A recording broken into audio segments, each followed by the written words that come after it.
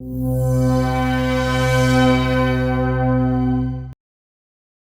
fader control strip is the primary user interface for mixing with iLive. It provides a familiar analog console layout and is arranged in banks across the surface. The smallest iLive surfaces have 2 banks of faders.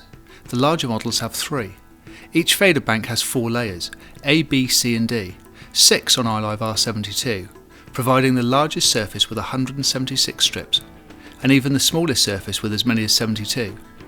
With thoughtful choice of colour and strip assignment, you can create an intuitive console layout that suits the way you want to work. Press the keys to select the layer you want to work with. The faders move. Encoders, LCDs and meters change to show the current settings of the assigned channels and masters. The layer keys affect each bank independently by default, but can be linked so that all are affected if preferred. It's possible to freeze a selected strip across all layers, so the channel, master or DCA remains in view when you change between layers.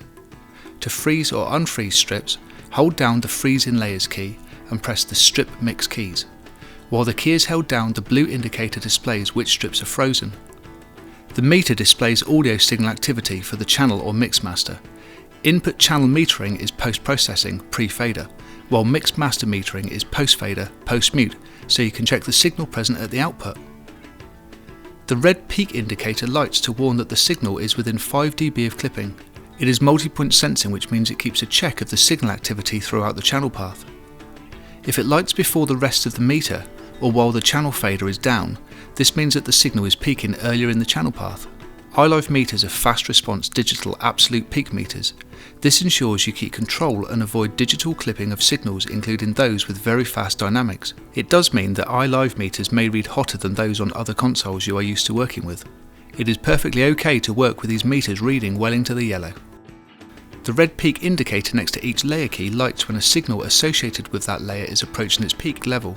This helps you keep a check on all system signal peak activity even when you do not have those channels in view.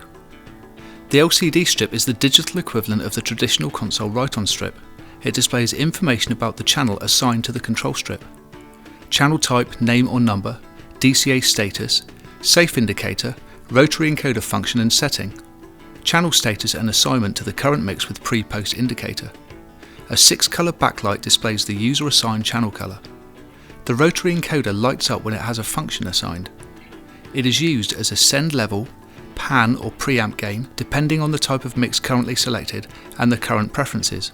If the mix has 2 image functions, for example pan and sub level, when configured as an LR sub main mix, or as an aux send and pan for stereo aux mix on rotaries, then the LCD displays 2 dials, one for each function. To access the upper dial function, hold down the rotary shift key while turning the encoder. Holding down the Alt View key temporarily accesses a third, customizable rotary function and overwrites the usual assigned names displayed on the strip LCDs with alternative information. This is useful when you want to check channel numbers, for example when checking the patching or assigning strips and sockets. The select and mix keys make mixing with iLive very quick and intuitive once learned. The select green key provides access to the channel processing and is also used for certain setup functions. The current setting for the selected channel are displayed in the channel strip control section above the strips and or in the touchscreen. The select key is also used in conjunction with the copy, paste, reset keys to select data. The PAFL key selects either pre-fade listen or after-fade listen signal to the engineer's headphones or local monitor, depending on the setting of the AFL keys below the PAFL meters. A clear all key in the master section is provided to turn off the current selection. The associated yellow CHK indicators light on the modular IDR10 mix rack and iLive Surface audio modules while PAFL is active. The mute key turns off the channel, mix or DCA as it would on a traditional analog console. It mutes the pre- and post-fade signals. The associated red mute indicators light on the audio output modules in the mix rack or surface while the mute is active. The fader is motorized and automatically changes position to reflect the current mix settings when you select different fader layers or change the mix using mix keys. The mix key accesses the routing and levels for different mixes. This is fundamental to mixing with iLive, giving you quick access to full fader or rotary encoder control of every mix. The active mix is displayed by a blue LED indicator and determines the function of the fader or encoder area of the surface. When a mix is accessed and the sends on faders mode is set, the motorised channel faders move to show the send level and can be adjusted. The faders are no longer channel faders, and the CH fader icon in the LCD display will turn off. To avoid mistakes while mixing, turn off the mix key to return automatically to your main mix. There are two ways to work with mix keys: viewing and editing the sources to one master mix, and viewing and editing the mixes straight to an input channel. If you press a master mix key, you can view all the sends feeding the mix and assign individual channels to it. For aux, FX and matrix mixes, the fader or rotaries become the sends depending on the settings of the Send on Rotaries button in the routing screen with Master Strip Select active. If set to Send on Rotaries, then the faders remain as channel faders. For groups and DCAs, the faders and encoders remain unaffected. For stereo aux and matrix sends, the rotaries become the pan controls.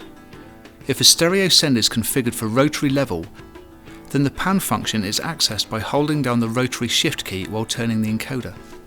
To set individual sends pre or post fade, hold down the pre-post key and then press channel select keys to toggle them.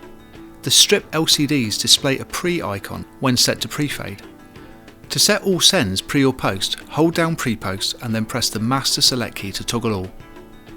If you press a channel mix key instead, you can view all of the sends from the channel and current assignments on the master strip LCDs and faders or rotaries.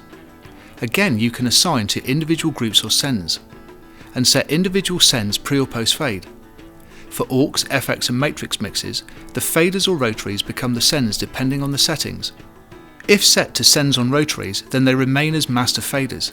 For groups and DCAs, the faders and encoders remain unaffected. For stereo aux and matrix sends, the rotaries become the pan controls. The mix keys are also used to copy and reset mix levels and assignments, and for other functions including the assignment of channel safes, DCAs and talkback destinations. Assignment functions require a press and hold operation with the assign key. The strip LCDs display an on icon when assigned.